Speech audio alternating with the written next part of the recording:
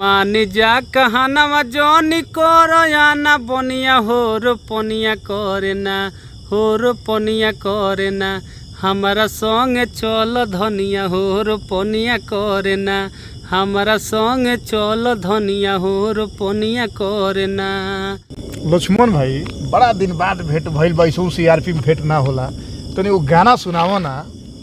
गाना तो अभी हम रिकॉर्डे करेला रहनी हो, चलिए अभी रिकॉर्ड कर लिया। गाना एगो लिखले बानी कि इहे सावन के महीना बाटे, धान के रोपनी लागल बा तले उनका धान उनके मतलब कि खेत उत की मतलब ले वो हो गइल बाटे तले पति पत्नी में थोड़ा नोक झोंक भइल बा। अब रूठ गइल बाड़ी पत्नी जाना कहीं मिलत नहीं कि अब कहतरी जब हम ना जाए तो उहे बेचारे मनावत तारे। गाना के भाव बाटे कैसे कौना भाव में का कहता रे कि अरे मान जा कहनवा जोनी कोरयाना बनिया होर पनिया करना।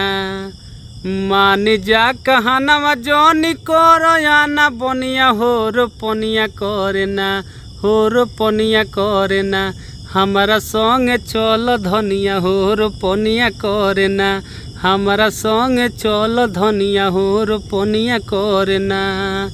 कि मान जा कहनवा जोनी कोरयाना बनिया होर पनिया करना।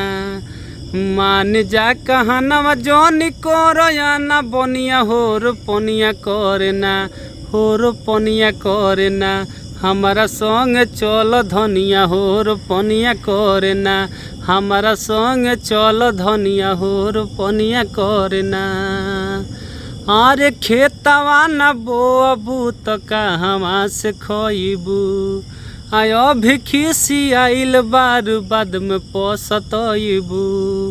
कि खेतवा न बोअबू तो कहवा से खइबू अभी खिसियाइल बार बाद में पसतइबू।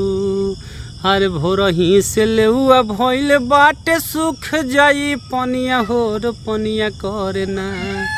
भोरही से लेउआ भइल बाटे सुख जाई पनिया होर पनिया करना होर पनिया करना हमारा संगे चल धनिया होर पनिया करना हमारा संगे चल धनिया होर पनिया करना। कि मान जा कहनवा जोनी कोरयाना बनिया होर पनिया करना।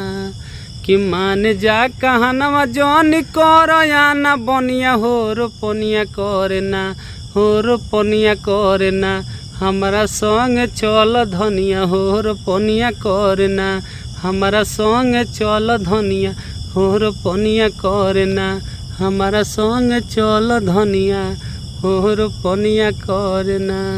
बहुत बढ़िया लागल गाना सुन के एकदम दिल गदगद हो गइल।